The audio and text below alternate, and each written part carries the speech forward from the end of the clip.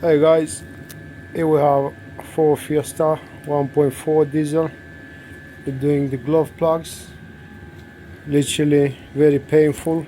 You have to take all the bits out, the air filter housing, everything literally out. And there's somewhere on the back of the engine. There's one over there. And they follow in line. The next one and the next one. Very hard to reach, and if you don't have the proper tools, it's not advisable to do it. This is how they're looking like, the new ones. Old ones, they're not working at all. Been testing them and they don't ignite.